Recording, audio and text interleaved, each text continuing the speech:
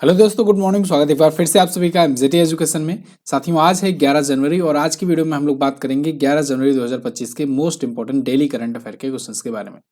Video अगर पसंद आएगी तो इसे लाइक, शेयर और चैनल को सब्सक्राइब कीजिएगा और बेल आइकन को भी प्रेस करना मत भूलना, जिससे आने वाली वीडियो का नोटिफिकेशन आप तक पहुंचता रहे। शुरुआत करेंगे हम लोग रिवीजन सेक्शन से। रोजाना की तरह 1 मिनट में कल के करंट अफेयर का रिवीजन करेंगे, फिर आगे बढ़ेंगे आज की तरफ। कल हम लोगों ने पढ़ा था विश्व हिंदी दिवस 10 जनवरी को मनाया जाता है। 2006 से इसकी शुरुआत हुई थी। इसके अलावा आंध्र प्रदेश में फ्लेमिंगो महोत्सव 2025 का आयोजन किया जाएगा।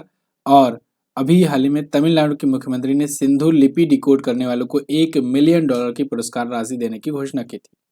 कर्नाटक वन विभाग ने गरुड़ाक्षी ऑनलाइन एफआईआर प्रणाली शुरू की है पेड़ों की कटाई रोकने के लिए। और अभी इजराइल ने भारतीय यात्रियों के लिए ई वीजा प्रणाली शुरू करने की घोषणा की है। 1 जनवरी 2025 से ये प्रभावी हो गया है।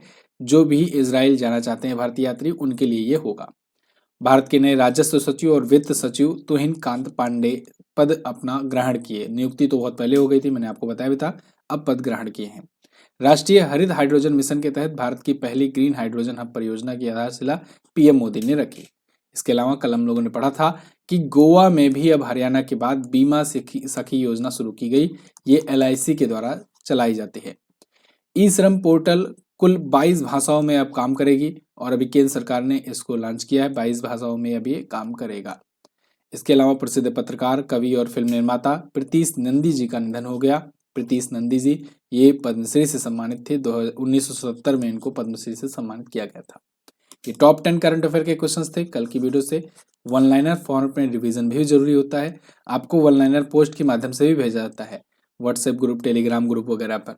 तो आप वहां से भी पढ़ लिया करो और यहाँ वीडियो में तो रिवाइज कराता ही हूँ। इसके अलावा बुक अगर जिन लोगों ने नहीं ऑर्डर किया है साथियों, उसको ऑर्डर कीजिए। रिव्यूज वगैरह आने लगे हैं और आप जाकर के देखिए बुक में क्या क्या चीज़ें हैं।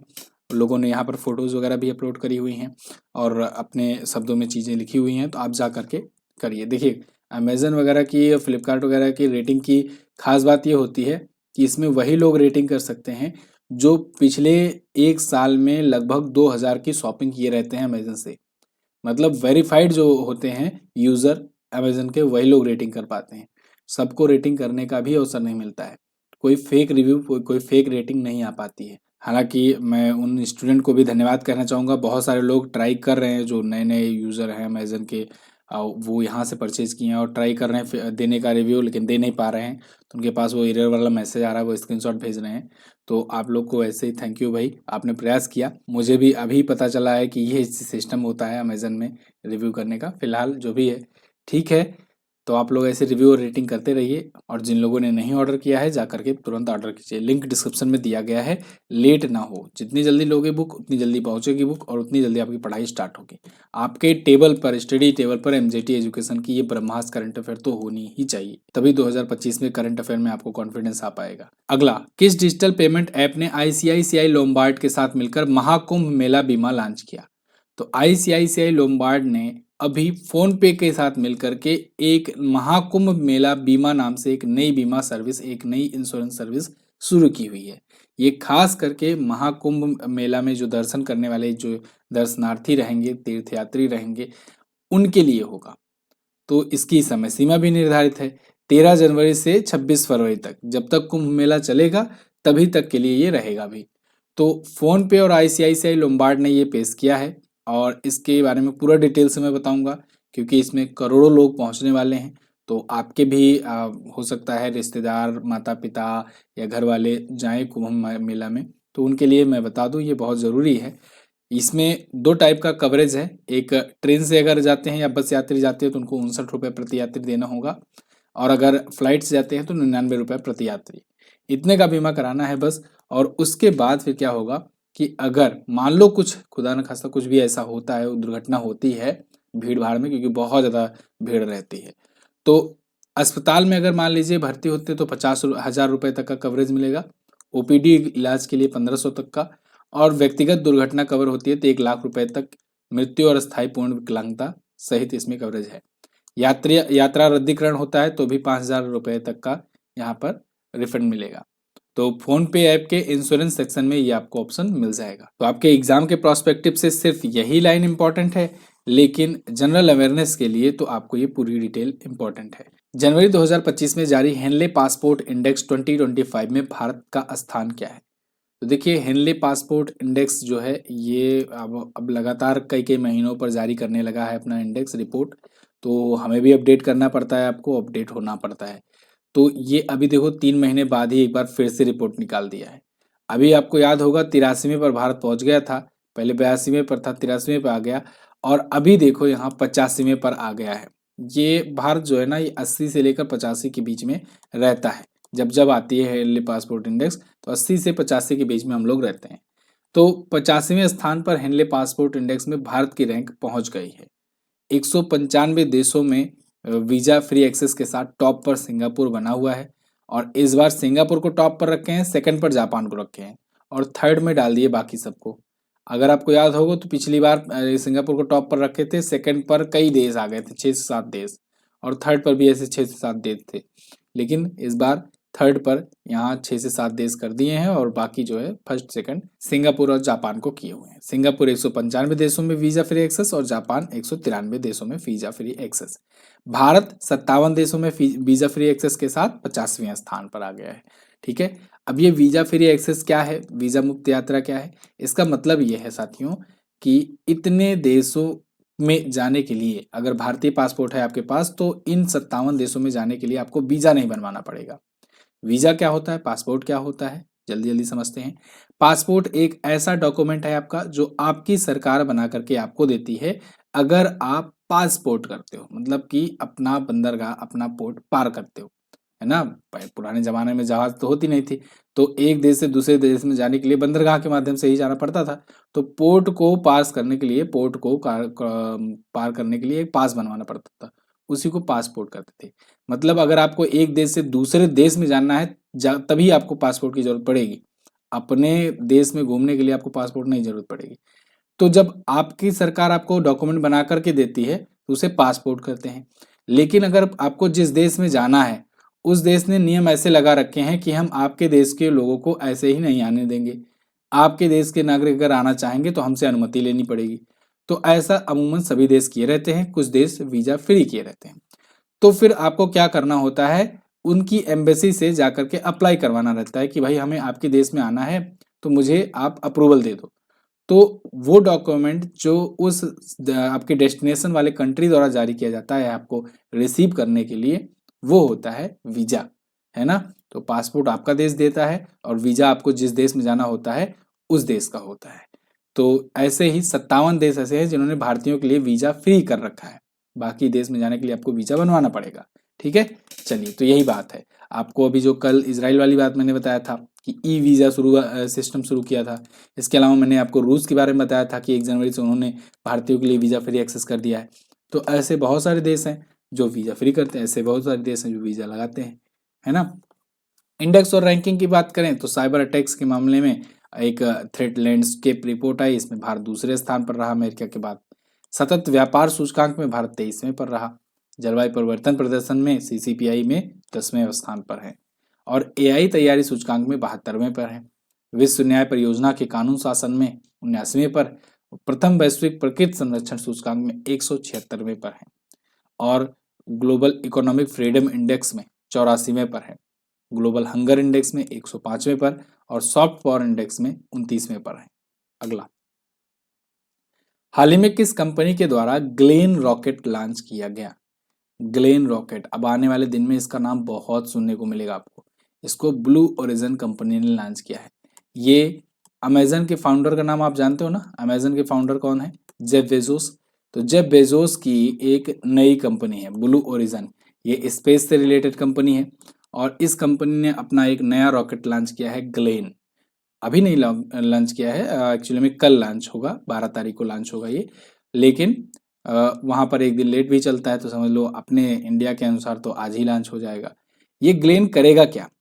ये दोस्तों मस्क के स्पेस एक्स को टक्कर देने वाला है। स्पेस एक्स का एक है स्टारलिंक प्रोजेक्ट। स्टारलिंक प्रोजेक्ट के तहत क्या करता है स्पेस एक्स?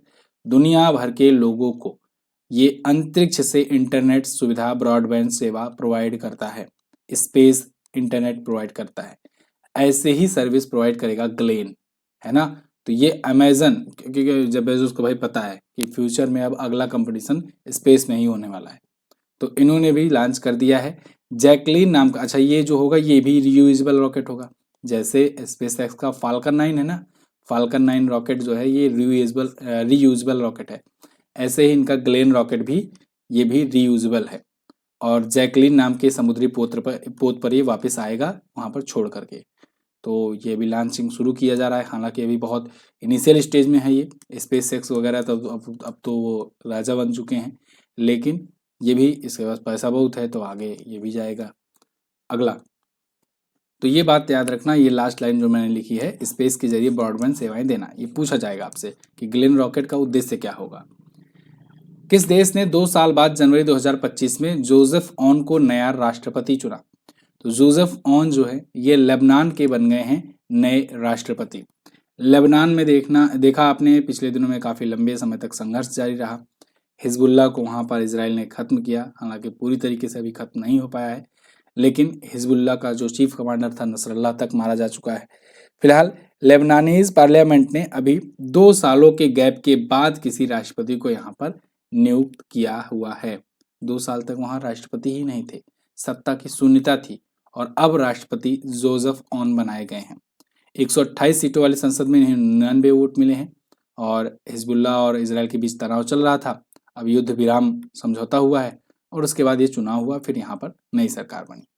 लेबनान कहाँ पर है, आइए मैप में दिखाता हूँ। वर्ल्ड मैप में आप देखोगे तो ये रहा अपना प्यारा भारत। यहाँ से आपको इधर आना है इजराइल की साइड। कैसे आओगे? पाकिस्तान पार करोगे, ईरान पार करोगे, इराक, उसके बाद सीरिया, जॉर्डन, फिर ये मिलेगा आपको इजराइल।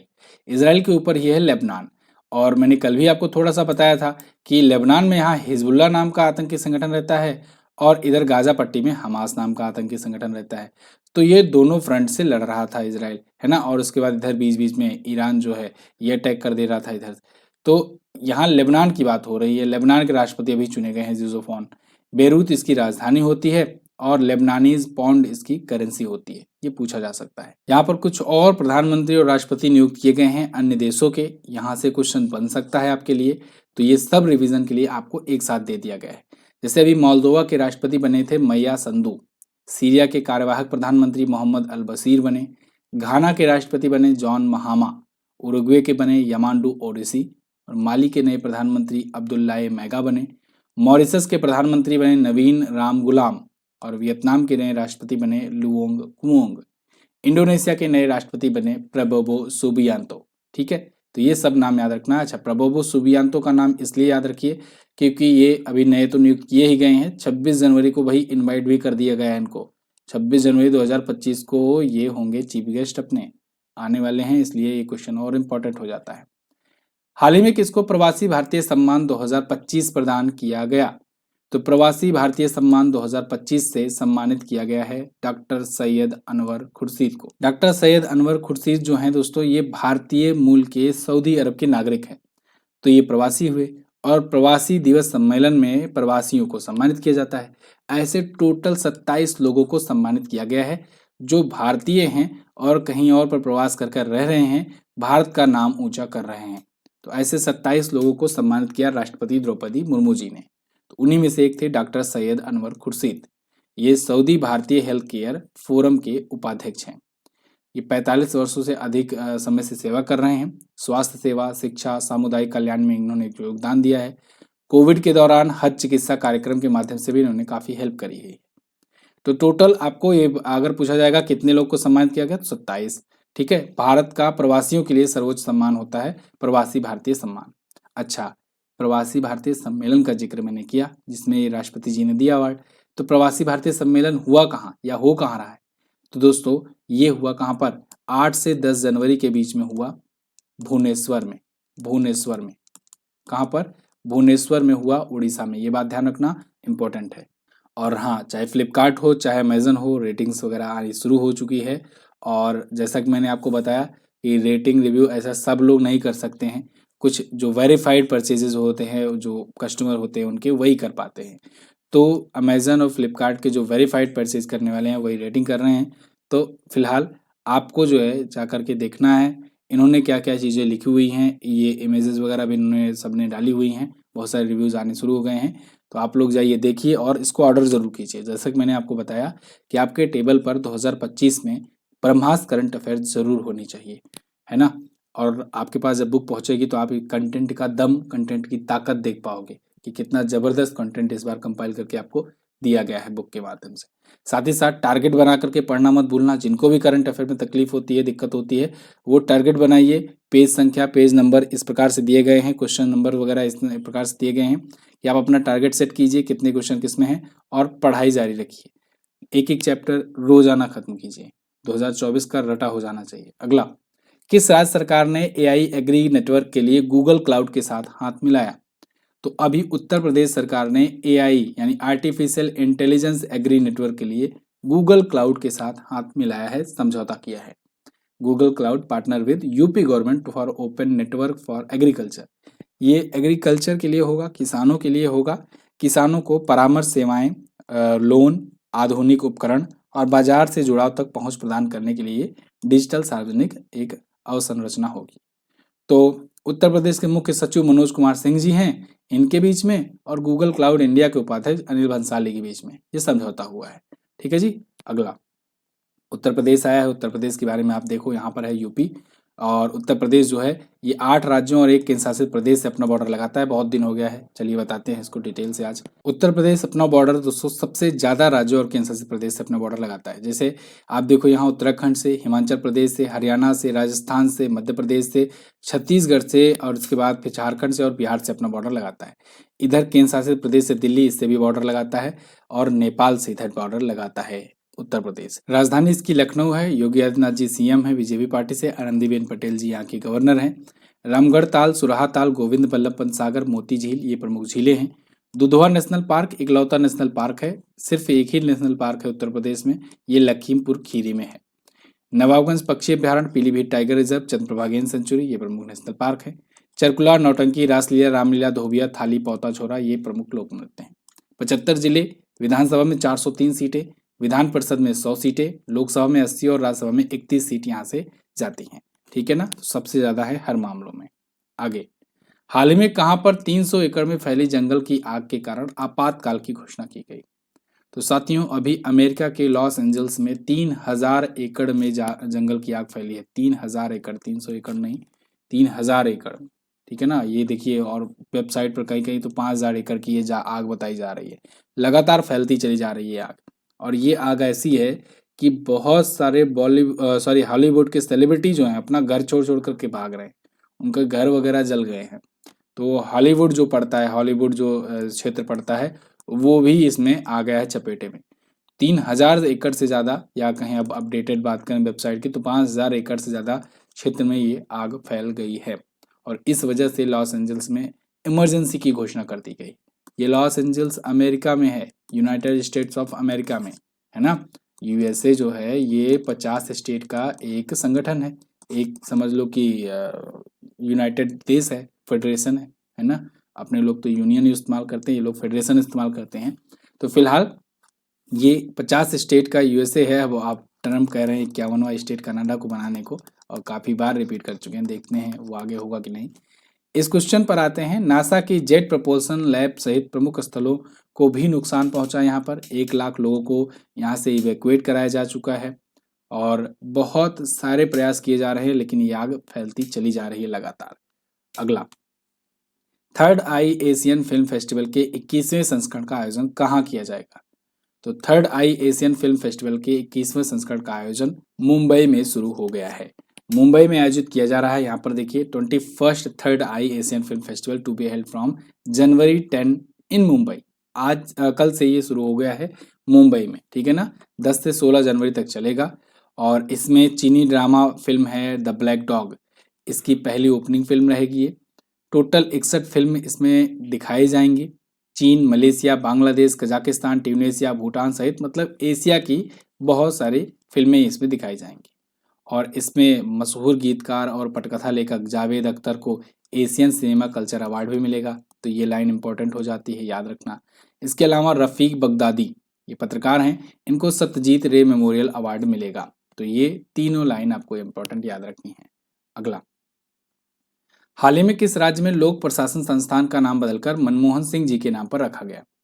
तो स्वर्गीय मनमोहन सिंह जी के सम्मान में दोस्तों हिमाचल प्रदेश राज्य सरकार ने ये घोषणा किया है कि हिमाचल प्रदेश राज्य का लोक प्रशासन संस्थान अब डॉक्टर मनमोहन सिंह जी के नाम पर जाना जाएगा। ये आर्टिकल है द हिंदू का आपके सामने, और इन्होंने ये घोषणा किया है कि अब हिमाचल प्रदेश लोक प्रशासन संस्थान यानी HIPA का नाम बदलकर डॉक्टर मनमोहन सिंह हिमाचल प्रदेश लोक प्रशासन संस्थान हो जाएगा। ओके, हिमाचल प्रदेश आया है तो हिमाचल प्रदेश की बात करेंगे तो धर्मशाला और शिमला इसकी राजधानी होती है। सुखविंदर सिंह सुक्खू जी इंडियन नेशनल कांग्रेस पार्टी से CM हैं और शिव प्रताप शुक्ला जी यहाँ के गवर्नर हैं। इसके अलावा ये अपना बॉर्डर देखिए किससे किससे लगाता है, तो ये उत्तराखंड से लगाता है, उत्तर प्रदेश से भी लगाता है, इधर लद्दाख से, इधर जम्मू कश्मीर से, पंजाब से और हरियाणा से अपना बॉर्डर लगाता है हिमाचल प्रदेश। जिले यहाँ पर 12 हैं, 68 विधानसभा में सीटें हैं और लोकसभा में यहाँ से 4 और राज्यसभा में 3 सीट जाती है।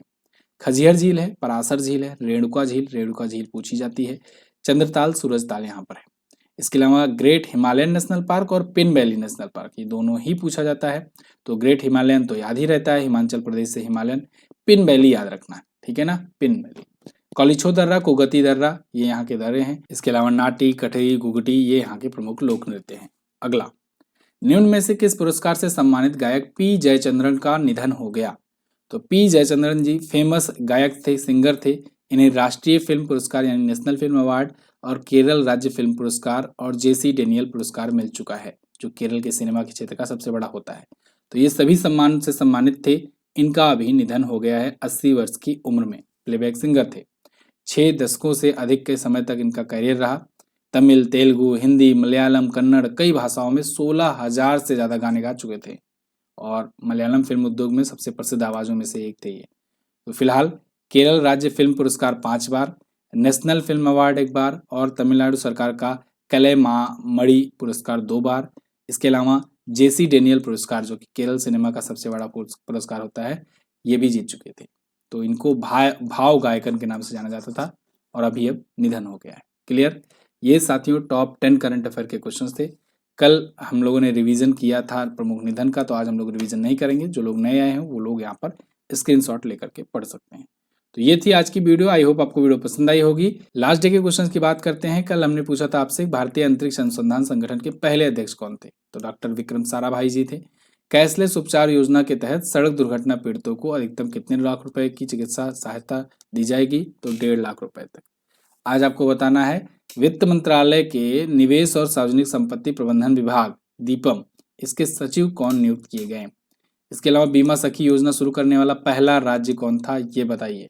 तो कल की वीडियो से ही दोनों आंसर आपको मिल जाएंगे। मैं मिलूंगा आपको कल की वीडियो में। तब तक अगर ऑर्डर नहीं किए हो बुक तो जल्दी से फटाफट से ऑर्डर करो और टेलीग्राम पर इसकी PDF वगैरह भी डाउनलोड कर लेना। Thank you so much. जय हिंद, वंदे मातरम।